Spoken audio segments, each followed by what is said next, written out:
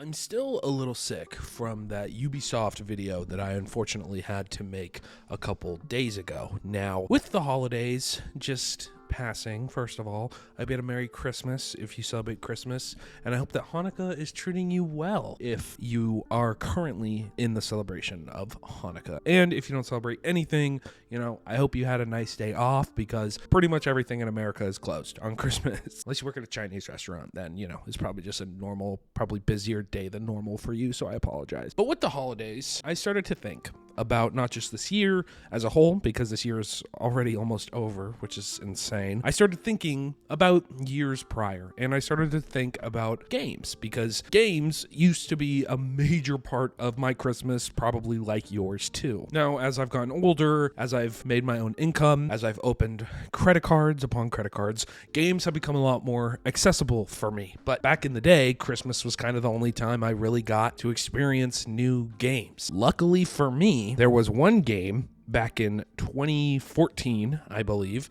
that kind of evaded that. Does Christmas have anything to do with this game? No. Or this review? No. I just wanted a cool transition, and I think I built that up properly. Back in 2014, there was a small publishing company called Ubisoft that was dropping some pretty good bangers back in 2012, 2013. The same people that were making Assassin's Creed, at least in my brain, were dropping a brand new modern day experience for us. I think I can still remember where I was when I first saw the initial trailer for Watch Dogs. Now, Watch Dogs was a game that I was, for some reason, just absolutely mesmerized by. I don't know if it was the more realistic than cartoony graphics, or the hacking abilities, or the promises of online play, or anything like that. For all I know, it could be because I had an Xbox One and there just wasn't a lot of games coming out,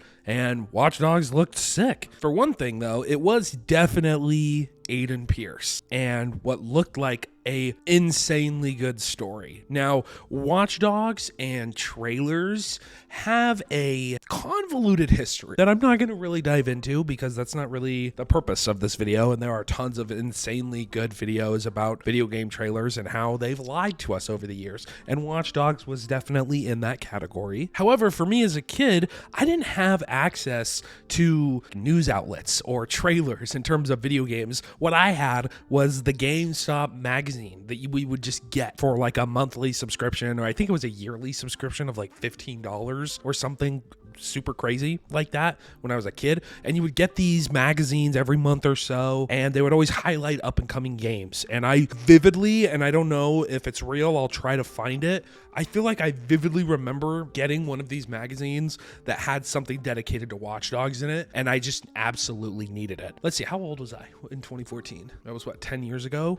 So I was 12. I was 12, almost 13 when this game came out. This was the first game I had ever pre-ordered outside of a Pokemon game. And that's a big thing for me. Okay, when I was a kid, I did not get the chance to pre-order things very often. Watch Dogs, I vividly remember my mom being the absolute goat, letting me get home from school early. She came and picked me up from school early so I could experience Watch Dogs. It's weird how little things like that, no matter how much head trauma I've had from sports or car accidents or just from adult substances, have made me forget a lot of things. But this memory, for some reason, just stays in my mind. And I know that doesn't really have anything to do with Watch Dogs the game, but fuck you, this is my video, and I'm going to talk about what I want to talk about here, okay? All jokes aside, though, Watch Dogs, for me, and at least in that sense, is a very special game. Is it perfect?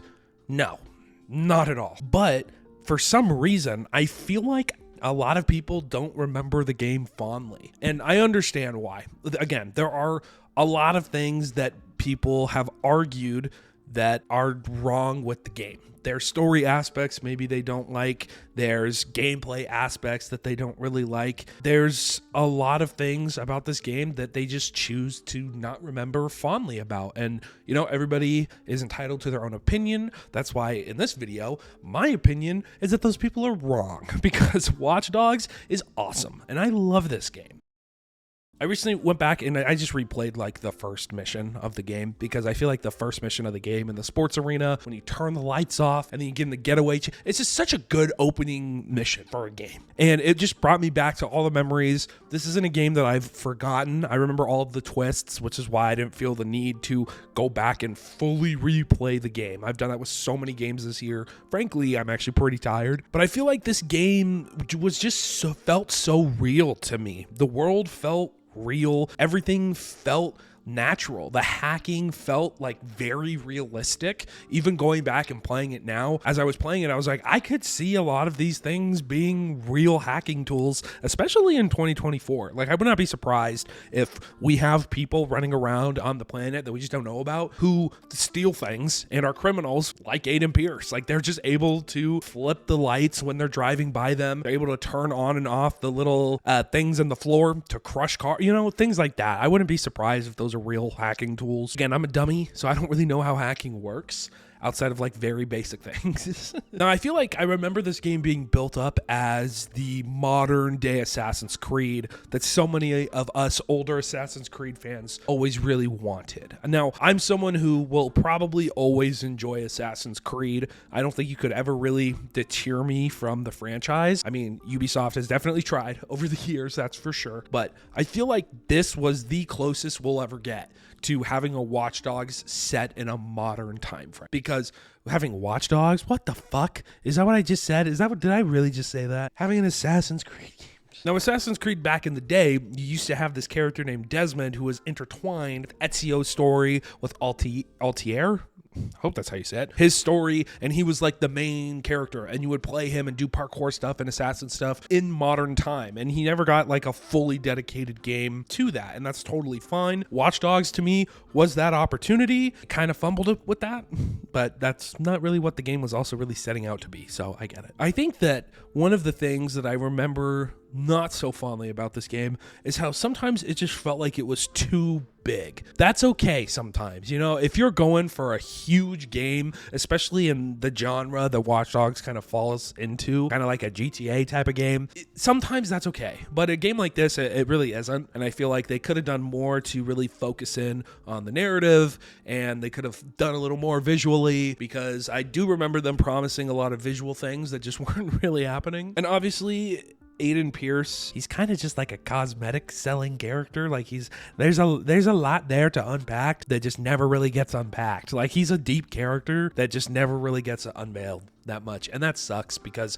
I feel like the overall cast for this game is super solid and everyone gives good performances. It's just, there's some things here and there that I'm like, it doesn't really work. But in general, I choose to remember Watch Dogs very fondly, and that's pretty much it. If you were growing up in the 2000s and the 2010s, let me know if you remember the build up to Watch Dogs. Again, I didn't have access really to a lot of YouTube videos at this point in time, or at least I did, but I was watching Minecraft videos, so I wasn't really watching people talk about games yet. So if you remember growing up and seeing people talk about Watch Dogs and remember the trailers being a fiasco and everything, let me know in the comment sections down below. And if you pre-ordered this game back in the day, let me know too.